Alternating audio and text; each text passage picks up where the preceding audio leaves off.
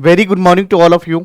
कैसे हैं बच्चे? आई होप आप लोग बहुत अच्छे होंगे और आप लोगों का पढ़ाई बढ़िया चल रहा होगा। तो जैसे कि सीए फाउंडेशन बिजनेस लॉ की अगर बात करें तो हम लोगों ने केस स्टडीज लास्ट क्लास के अंदर करा था। तो कुछ और भी केस स्टडीज है जिसको आज हम लोग कवर करने वाले हैं। तो आइए हम लोग देखेंगे। सबसे पहले किस चैप्टर से मैं आज कराने वाला हूं केस स्टडीज, और केस स्टडीज से रिलेटेड क्वेश्चंस को कैसे करना है एग्जामिनेशन में, उसके बारे में हम लोग डिस्कस करेंगे। तो आइए यहां पर हम लोग बात करेंगे। सबसे पहले अगर हम बात करें consideration, consideration must move at the desire of the promisor वाले चैप्टर से हम कर रहे हैं। आइए हम लोग देखेंगे। तो यहां पर यह बताया गया है कि कंसिडरेशन की अगर बात करें, must move at the desire of the promisor. यहां पर समझिएगा, case studies consideration must move at the desire of the promisor. सबसे पहले मैंने बताया था आपको कि कभी भी केस स्टडीज से रिलेटेड क्वेश्चंस अगर आते हैं एग्जामिनेशन में तो 3 पैरा में आपको आंसर देना है। सबसे पहले प्रोविजन देना है, सेकंड में fact of the cases and conclusion. Fact of the cases कहां से आप लिखते हैं? तो आपके क्वेश्चंस में ही जो गिवन होता है आप वहीं से क्या करते हैं, उसको आप नोट डाउन करते हो। तो जैसे यहां पर हम लोग पढ़ेंगे, Raju notice that a near by school building was in poor condition. Raju noticed that a nearby school building was poor condition without receiving any request from the school authorities. Without receiving any request, कोई भी यहाँ पर request receive नहीं हुई है school authorities से। He went ahead, repaired the building using his own money and time. Later impressed by his work, the school promised to pay 10,000 as a token of appreciation. However, the school later denied making any payment. क्या ऐसा कर सकता है school? तो आइए इसके बारे में हम लोग सबसे पहले बात करेंगे। सेक्शन प्रोविजन की बात करेंगे। As per provision, as per section 2D, जहां पर कंसिडरेशन के बारे में हम लोग बात करेंगे of Indian contract act 1872। Consideration must move at the desire of the promisor. मैंने बताया था कि वैलिड कंसिडरेशन कब माना जाएगा, कंसिडरेशन के लिए क्या rules and essential rules and regulations क्या है, जहां पर मैंने बताया था कि यहां पर कंसिडरेशन क्या होना चाहिए बच्चे। सबसे पहले मैंने कहा था कि consideration move at the desire of the promisor, इसके बारे में हम लोगों ने समझा था। तो यहां as per section 2 of the Indian contract act 1872, consideration must move at the desire of the promisor. This means that any act or abstinence must be done by only at the request of desire or the person making the promise, यानी promisor. The voluntary act, no matter how beneficial to promisor, is not enforceable as consideration unless it was done at their specific request. I hope आपको समझ में आ गया होगा बच्चे। तो यहां पर यही सवाल उठता है कि is Raju entitle to receive 10,000 from the school. क्या राजू ये रिसीव कर सकता है ये 10,000 जो उसने खर्च करा है? बताओ। No, Raju is not entitle to the amount since the act repairing of the school building was done voluntary not at the request of the promiser। तो ध्यान रखिएगा, यहां पर राजू ने जो पैसे खर्च करा है, जो रिपेयर एंड मेंटेनेंस के लिए खर्च करा है, वो अपनी डिजायर के ऊपर करा है, वॉलेंटरी करा है, अपनी मर्जी से करा है। तो कभी भी कोई भी व्यक्ति अगर अपने मर्जी से अगर यहां पर एक्सपेंस करता है तो इसके लिए रिकवर नहीं कर सकता है, क्योंकि कोई भी एक्टिविटी किसके थ्रू डन होना चाहिए, किसके रिक्वेस्ट पर होना चाहिए बच्चे? प्रोमिजर। तो प्रोमिजर ने यहां पर रिक्वेस्ट को एक्सेप्ट नहीं करा, it does not qualified the valid consideration. यहां पर वैलिड कंसिडरेशन का हिस्सा नहीं बनेगा बच्चे। इसीलिए सेक्शन 2D में बताएगा, a promisee made in return for a voluntary act is not legally binding, hence the contract is void। तो बच्चे इस कंडीशन में आपका कॉन्ट्रैक्ट क्या बन जाता है? void का हिस्सा बन जाता है। आई होप आपको ये कॉन्सेप्ट समझ में आ गया होगा, ये क्वेश्चन समझ में आ गया होगा। फिर से मैं रिक्वेस्ट करना चाहूंगा कि जिन बच्चों ने, मैंने पूरे कंप्लीट सिलेबस सीए फाउंडेशन, जिन बच्चों का एग्जाम मई 2025 में उन सभी के लिए मैंने अपलोड करा है, प्लीज जाकर के उसे देखिए। और हम लोग अभी केस स्टडीज कर रहे हैं जिससे कि आपके एग्जामिनेशन में दिक्कत ना आए बच्चे। यहाँ पर क्वेश्चंस मैंने इसलिए नहीं लिया हूं क्योंकि ज्यादा ये पीपीटी का लेवल थोड़ा सा अगर मैं बात करूं तो ज्यादा बढ़ जाएगा या इसमें थोड़ा सा लेंथी हो सकता है, इसलिए मैंने क्या करा, क्वेश्चंस के साथ ही आपको मैं सॉल्यूशन प्रोवाइड कर रहा हूं। जहां पर ये फैक्ट ऑफ द केसेस कहां से लाते हैं? हम क्वेश्चन से ही लेते हैं, कोई ज्यादा नहीं है। 3 पैरा में आपको आंसर देना है। सबसे पहले प्रोविजन, उसके बाद फैक्ट और उसके बाद कंक्लूजन तक आपको केस स्टडी को सॉल्व करना। आपके एग्जामिनेशन में डायरेक्ट क्वेश्चंस भी आ सकते हैं और आपके एग्जामिनेशन में यहां पर केस स्टडी से रिलेटेड बेस्ड क्वेश्चंस भी आ सकते हैं। तो इस बात का विशेष ध्यान रखेंगे। तो चलिए, मैंने ऑलरेडी कई सारे लेक्चर में मैंने करा रखा है केस स्टडीज, बिल्कुल जाकर के उसको देखिए। इस तरह से आपको एग्जामिनेशन में करना है और केस स्टडी जितना हो सके प्रैक्टिस करें सभी चैप्टर से। चलिए, उसके बाद हम लोग बात करेंगे कंसिडरेशन में मूव फ्रॉम प्रोमिजी और एनी अदर पर्सन यानी थर्ड पार्टी की बात करें बच्चे, यहां पर देखिएगा फैक्ट की बात करें, फैक्ट ऑफ द केसेस हम कहां से लाते हैं, तो जो क्वेश्चंस आपके एग्जामिनेशन में गिवन होंगे वहीं से आप फैक्ट ऑफ द केसेस में वो चीजें आप लिखते हो। तो चलिए, a women a transfer property to her daughter D with direction that D must pay annuity of 1000 annually to her maternal uncle B. D agreed to this arrangement in writing. However, later she refused to make the payment. Consequently, B filed a suit against D to claim the amount promised. क्या ऐसा कर सकते हैं बच्चे? समझेंगे, आइए हम लोग बात करेंगे। Section 2D state the consideration में मूव फ्रॉम प्रोमिजी और any other persons in Indian law person who is not a party to contract but has provided consideration at the request of the promiser to enforce the promise। चलिए, इसीलिए सवाल question ये उठता है कि can B enforce the agreement against DD even through he was not a direct party to the contract। तो यहां पर बच्चे can B enforce agreement against D even through was not a direct party to contract। यहां पर direct party contract नहीं है, फिर भी क्या ऐसा कर सकते हैं अगेंस्ट? तो सवाल कंक्लूजन में आएंगे बच्चे, yes the case of Chinnaya versus Ramayya का केस स्टडीज आपके एग्जाम आपके बुक में दिया हुआ है बच्चे। आईसीआई के मॉड्यूल में जब आप देखेंगे तो वहां पर चीजें केस स्टडीज आए हुए हैं। कौन सा केस कहता है? The Chinnaya versus Ramayya applies here, although B was not directly involved in the original transaction, he was the intended beneficiary of the consideration that move at the a promiser request, unless Indian law consideration may move from third party, hence promisee is enforceable. तो बच्चे यहां पर प्रोमिजी क्या है? Enforceable है इस contract के अंदर। समझ में आई? क्लियर है पॉइंट्स? चलिए हम लोग आगे बात करेंगे बच्चे अगला केस स्टडीज के बारे में। तो यहां पर अगला केस स्टडीज है कंसिडरेशन में मूव फ्रॉम पास्ट प्रेजेंट और फ्यूचर। जब मैंने essential elements of a valid consideration का चैप्टर मैंने पढ़ाया था, वहां पर मैंने बताया था कि कंसिडरेशन में move from Dzire of the promisor, किसके डिजायर पर होना चाहिए? प्रोमिसर के डिजायर पर। फिर प्रोमिजी के डिजायर पर भी होना चाहिए और एनी अदर पर्सन के डिजायर पर भी होना चाहिए। फिर मैंने बताया था कि कंसिडरेशन में भी पास्ट प्रेजेंट और फ्यूचर तीनों ही रहेगा। तो चलिए बच्चे हम लोग यहां पर बात करेंगे। यहां पर देखिएगा, Ravi saw Mohan's goats were about to catch fire, the quickly help in the saving them without being asked. Grateful for his help, Mohan later promised to pay 5000 to Ravi. However, when asked, Mohan requested to pay, saying it was goodwill gesture and not binding promise। बच्चे ध्यान रखें, can Ravi legally enforce the payment of 5000 promised by the Mohan? जो promise करा है मोहन, उसके लिए क्या Ravi capable है या इंटाइटल है? बताइए इस बात को। तो चलिए हम लोग बात करेंगे बच्चे सबसे पहले provision. According to section 2D consideration can be past यानी ऑलरेडी गिवन, प्रेजेंट यानी साइमल्टेनियसली एक्सचेंज, एंड फ्यूचर का मतलब क्या होता है बच्चे? To be exchange in later. However even past consideration ई must at the promisor request is valid. समझिएगा, past consideration must be at the promisor request.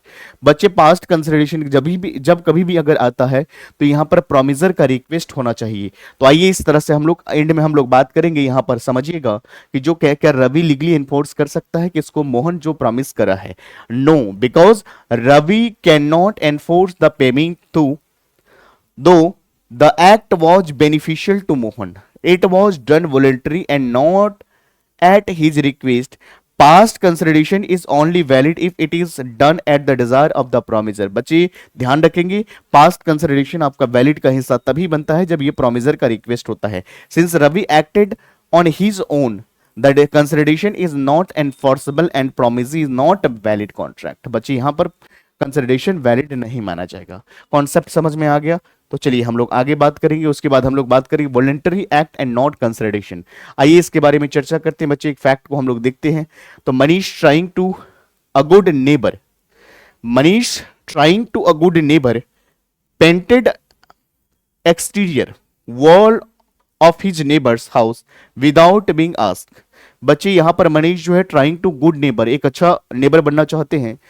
Painted to exterior walls of his neighbor's house without being asked। After seeing the result, the neighbors verbally promised to pay Manish 2000। Verbally उनके neighbour ने कहा कि मैं तुम्हें 2000 रुपए पे करूंगी। या उसके बाद क्या हुआ बच्चे यहां पर? However, the latter decline to pay, उसके बाद उनके पड़ोसी देने से मना कर दिए, stating that the he neighbour asks for the service. क्या ऐसा कर सकता है बताइए? Is the neighbour legally bound to pay Manish 2000? क्या यहां पर उनके नेबर लीगली तरीका से बाउंड है पेमेंट करने के लिए? तो आइए बच्चे सबसे पहले बात करिए, consideration must given at the request of promisor. मैं बार बार यही बात कह रहा हूं कि प्रोमिसर का डिजायर यहां पर दिखना चाहिए।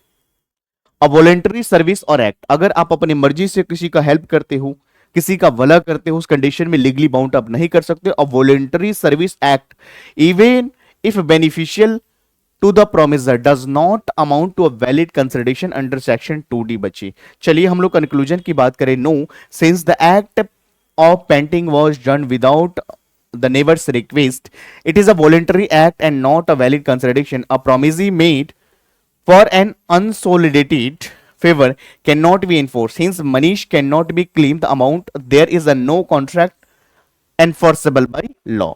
समझिएगा, मनीष कैन नॉट क्लेम, बच्चे यहां पर Manish can not claim the amount as there is a no contract enforceable by law. यहां पर कोई कॉन्ट्रैक्ट ही नहीं हुआ है बच्चे, ये बोलते हुए चलिए आगे हम लोग बात करेंगे। मैंने बताया था कंसिडरेशन आपका क्या होता है बच्चे, एग्जीक्यूटेड होता है, एग्जीक्यूटरी होता है। क्या मतलब होता है एग्जीक्यूटेड कॉन्ट्रैक्ट का कंसिडरेशन और एग्जीक्यूटरी कंसिडरेशन क्या होता है उसके बारे में समझिएगा। तो आइए फैक्ट ऑफ द केस की बात करें। फैक्ट ऑफ द केस कहीं से नहीं बच्चे, क्वेश्चन से ही हम उठाते हैं। तो चलिए, राम एग्री टू पे 10,000 upfront to Shyam for delivery of 10 chairs within the 5 days. Ram immediately made the payment. However, the Shyam failed to deliver the chair even after the stipulated time, and Ram now wants to take a legal action. क्या ऐसा कर सकते हैं बच्चे? Can Ram shoe Shyam for breach of contract, क्या इसके लिए breach of contract के लिए एक्शन ले सकता है? तो आइए हम लोग बात करेंगे कंसिडरेशन कैन बी एग्जीक्यूटेड, यानी ऑलरेडी परफॉर्म्ड किया गया है, या एग्जीक्यूटरी का मतलब क्या हो रहा है बच्चे, performed in a future date पे करा जाएगा। अ वैलिड कॉन्ट्रैक्ट में भी exist even there when one party perform their obligation while the other obligation is yet to performed। बच्चे ध्यान रखिएगा। उसके बाद अगर हम बात करें कंक्लूजन की, तो यस राम कैन शो, यहां पर राम जो है केस कर सकता है। क्यों कर सकता है? क्योंकि Ram has already provided his part of the consideration, यानी executed, and Shyam promisee was to fulfil later executory since Shyam failed to deliver the goods agreed, it constitute of breach of contract making the legally is the liable। तो यहां पर legal तरीके से liable हो जाएंगी, समझिएगा इस बात को। आइए बच्चे उसके बाद हम लोग बात करेंगे stranger to contract can not sue. आपको मैंने बताया था कि stranger to contract can not sue to each other, जहां पर हमने बताया था डेक्टोरिन और प्रिबिटी टू कॉन्ट्रैक्ट कहते हैं बच्चे। आइए हम लोग बात करेंगे x enter into a contract. X enter into contract with y give 50,000 to Z, Y's friends upon successful completion of task. Y completed the task but X refused to pay Z, and Z sued X to claim the amount even though he was not directly part of the contract। बताइए यहां पर can Z is legally claim the amount from X? क्या यहां पर Z जो है legally claim कर सकता है अमाउंट फ्रॉम X? तो चलिए हम लोग समझते हैं। Under doctrine of privity to contract only parties to contract can sue to each other under the contract or stranger to contract even if the they benefit from it has no legal right to enforce it. चलिए conclusion की बात करें बच्चे। No, Z is a stranger to contract. बच्चे यहां पर Z कौन है? स्ट्रेंजर टू कॉन्ट्रैक्ट है, and this has no legal standing enforced yet as per the doctrine of privity to contract, and third party who has not provided consideration was not contracting parties and cannot enforce an agreement even if the contract was made for their benefits। समझ में आ गया? Clear है concept? चलिए हम लोग बात करेंगे बच्चे उसके बाद exception to the privity of contract. बच्चे यहां पर हमने बताया था exception to the privity of contract, जहां पर क्या होता है बच्चे, जहां पर क्या होता है मैंने बताया था कि बेनिफिशियरी कैन शीव, तो बेनिफिशियरी जो है सू कर सकता है। तो यहां पर समझिएगा, a father enter into agreement with the a trustee that daughter will receive 10,000 monthly from a fund when the trustee fail to pay daughter sued for amount though she was not a party to original agreement। क्या ऐसा कर सकती हैं? चलिए, can the daughter enforce the contract? Can the daughter enforce the contract?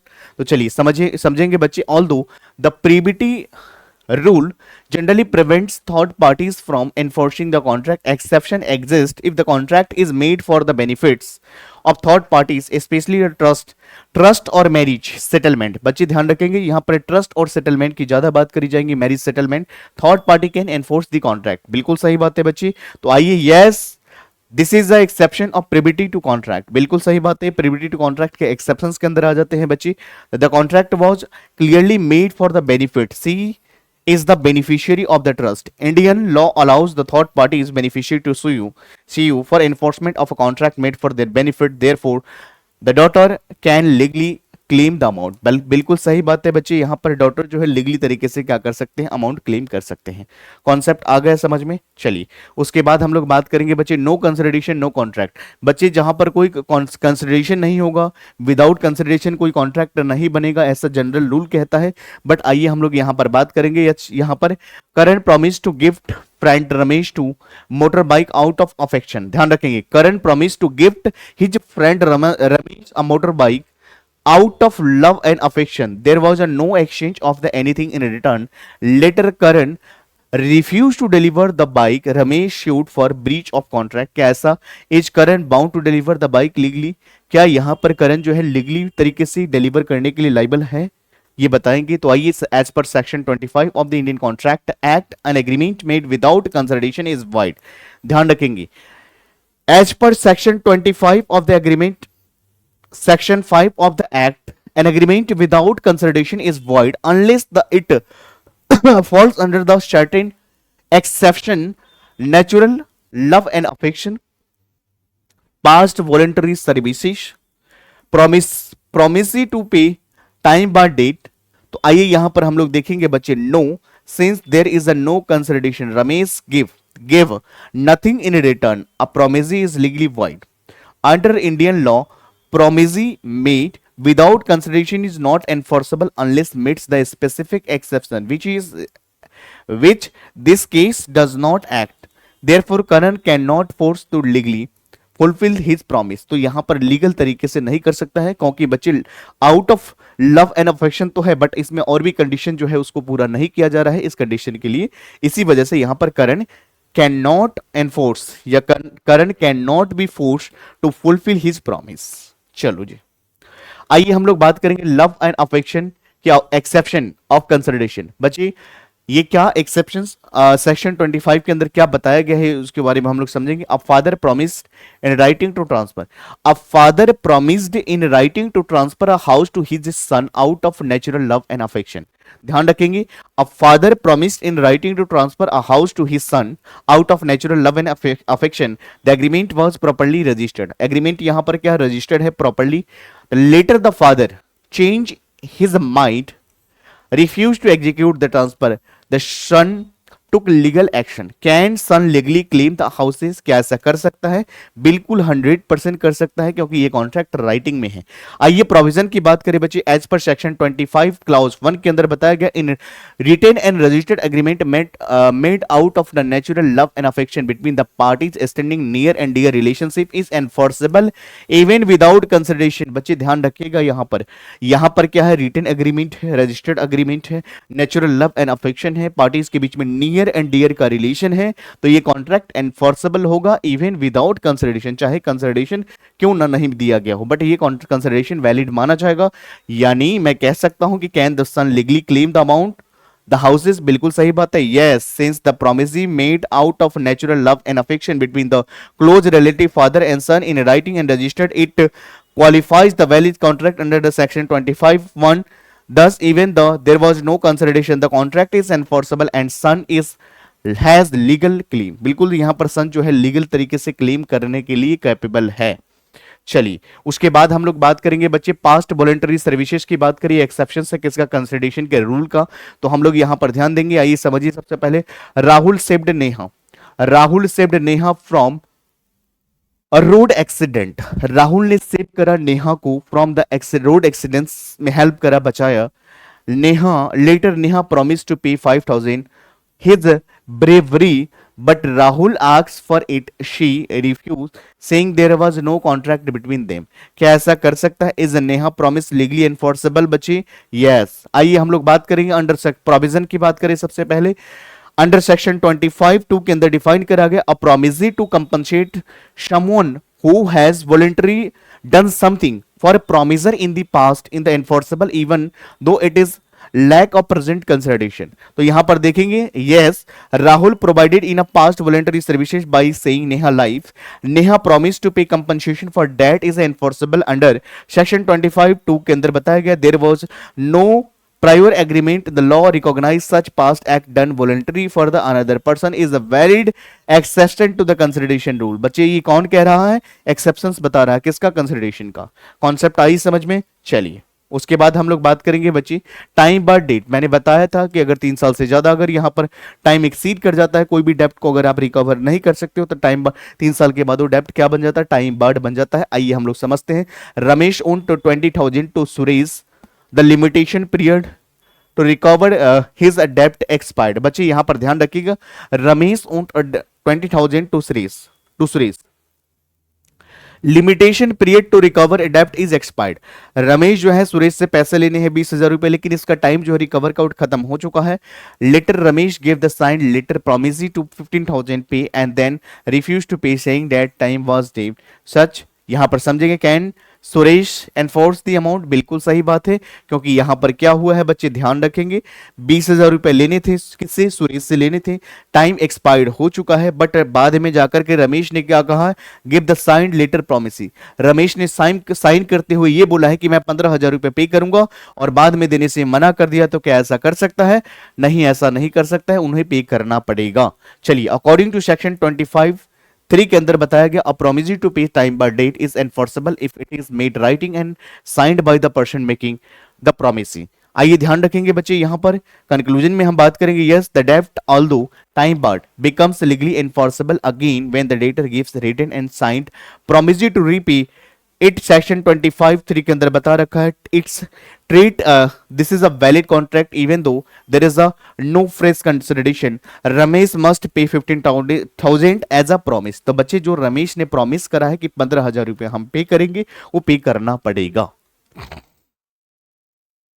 चलिए हम लोग बात करेंगे कि कोई भी अगर एग्रीमेंट अगर माइनर के साथ करते हो बच्चे तो यहां पर वॉइड अब इनिशियो बन जाता है. वॉइड फ्रॉम वेरी बिगिनिंग हो जाती है. तो आइए हम लोग समझते हैं. अ 17 ईयर्स ओल्ड बॉय. एक 17 साल का एक लड़का है उसने क्या करा है? बोरो करा है 5,000 रुपए किससे? मनी लेंडर से. ध्यान रखिएगा ऐसे ही क्वेश्चंस आपके एग्जामिनेशन में आते हैं बच्चे कि एक 17 ईयर्स का एक लड़का है एक बच्चा है जिसने बोरो करा है 5,000 from the motor money lender and promise to repay it with interest. But उनको ये प्रॉमिस करा है कि देखो जी मैं प्रिंसिपल के साथ साथ इंटरेस्ट भी पे करूंगा. चलो later he refuse to repay. बाद में जाकर के वो देने से मना कर दिया ये कहते हुए कि मैं माइनर हूं. Lender should him in court. बताओ यहां पर लेंडर ने क्या करा? कोर्ट में एक्शन लिया, केस करा. क्या ये पैसे रिकवर कर सकते हैं किससे? माइनर से. चलिए हम लोग बच्चे देखेंगे. तो मुझे बताइए मैंने आपको बताया था मैंने समझाया था मैंने कॉन्सेप्ट समझाते हुए कि कोई भी अगर यहां पर माइनर ही उसके साथ एग्रीमेंट करोगे वॉइड अब इनिशियो बनेगा.